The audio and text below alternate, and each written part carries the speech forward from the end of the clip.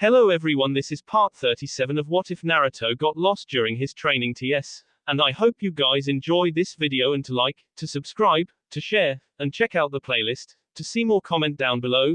Now let's start the intro. They call me a god. They call me a god. They call me a god. Join my membership, the perks are great. It's in the description. Be sure to like and subscribe, it gives me more motivation. Enjoy. Once the fighting had ended, the troops were rewarded by the sight of the crystallized chakra that powered the golems. They had found something of note. Collecting all the pieces, and due to the battle and brutality of the golems, they discovered that there were some defective ones still hidden underground. There were even some that had stopped halfway out of the ground. Fortunately for the invaders, these others had not activated properly. Had they joined the fray, the Rosuto forces would have to deal with a lot more things, and would have probably lost more lives in the process of escape. The golems only looked human, but they were huge monstrosities. Had there been more than 100 of the things running around, then the Rosuto forces were sure to not have the ability to even fight back. While the first group made their way to the designated meeting point, the second group were busy having the time of their lives as well. Their base happened to be full of inmates, meaning that their target was none other than a prison.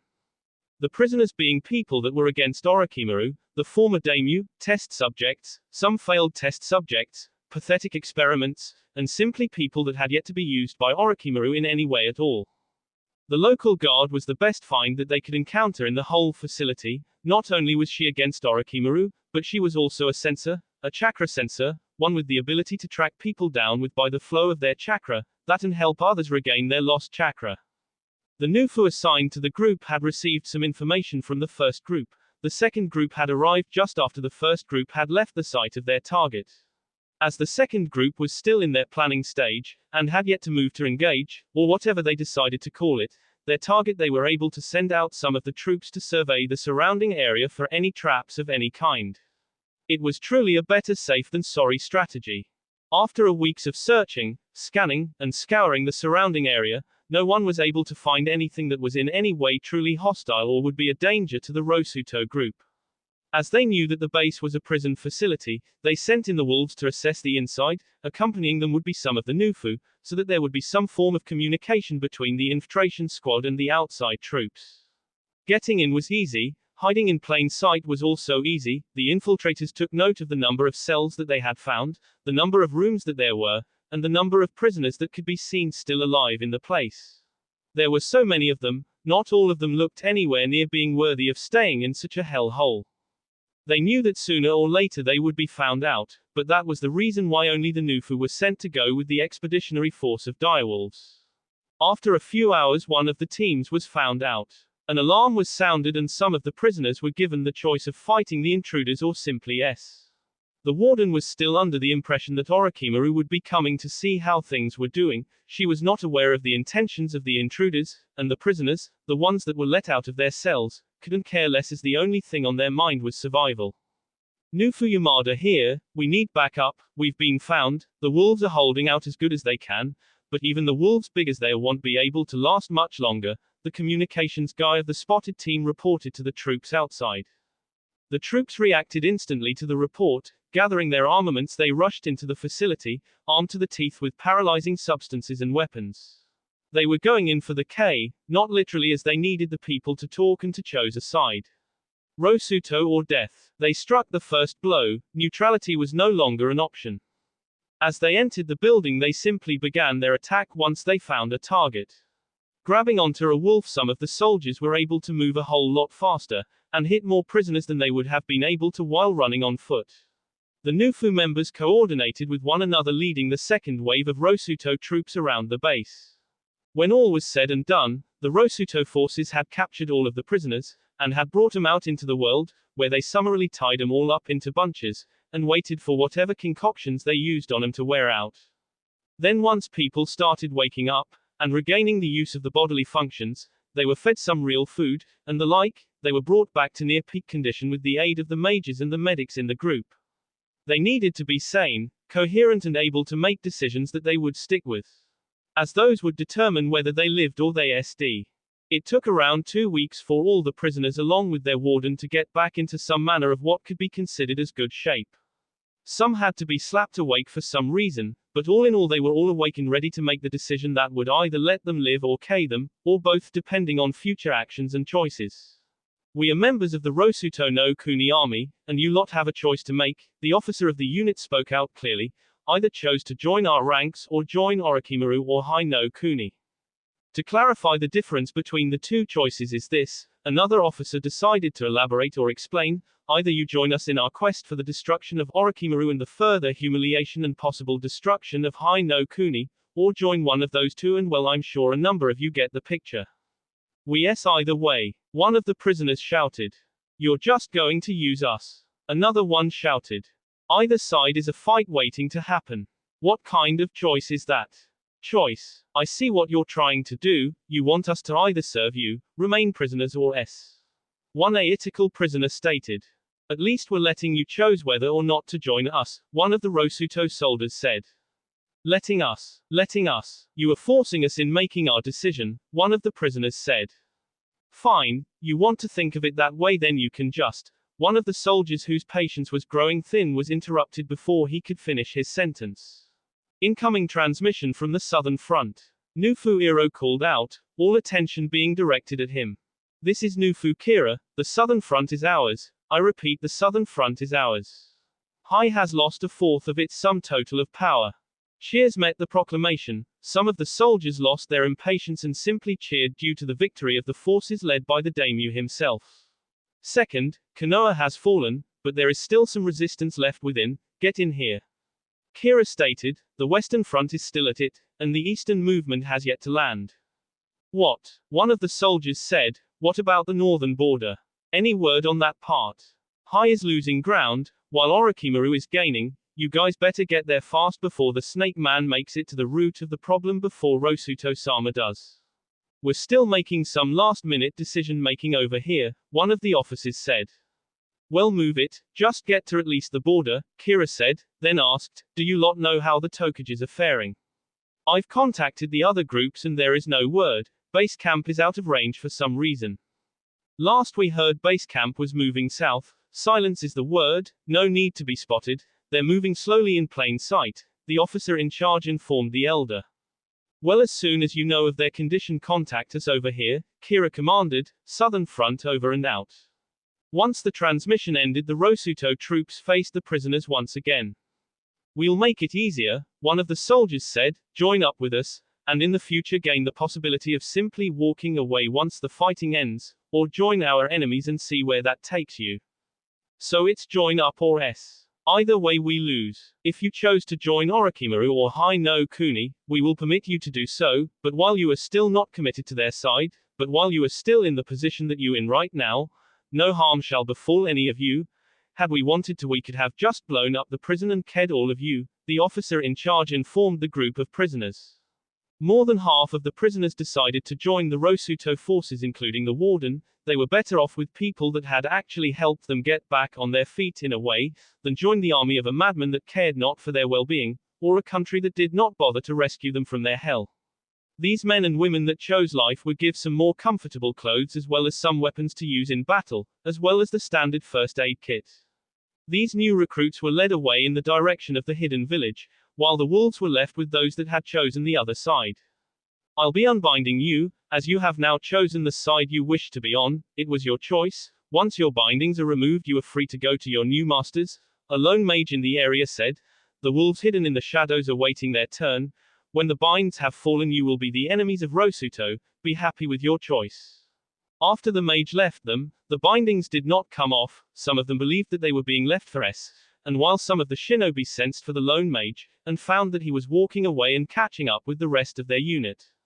Looks like those soldiers really aren't going to come after us, one of the shinobi said. I can't sense any hidden humans around. I can't either, but do you think we've been left to here? Another asked. Probably, but that one guy said. Another said, but didn't get to finish his statement as the ties that bound them came off. Well, what do you know, we're free to go, it's not our war, we get to go our own way now. Before anyone else could say anything, they heard growls coming from the shadows around them. Soon the growls were accompanied by yellow eyes in the darkness, and since it was already dark, night had already set, there was no way for them to tell what was making that sound. They were so focused on the humans, that they failed to notice the wolves that were members of the army. They were not soldiers, but they were still Rosuto citizens.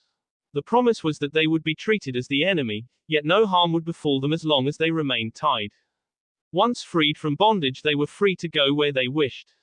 But who said that life was fair, and that such things were easy? It was like learning how to run. First one had to learn how to roll before anything else. There were many steps, there were many obstacles in the way of progress. These former prisoners simply had to get away from the horse-sized wolves that were prowling the night, waiting for the perfect chance to strike. Some of the former prisoners decided that they were better off without the rest of the group, so they ran into the darkness, never to be heard from again. While some others decided to run back into the familiar surroundings of the prison, a place which would soon become their final resting places. While a bunch of them decided that there was safety in numbers and just stayed together in a group.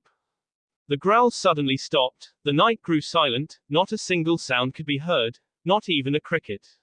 None of the humans knew what to expect, as they knew that in any area with a lot of vegetation it was unusual to find such a quiet place.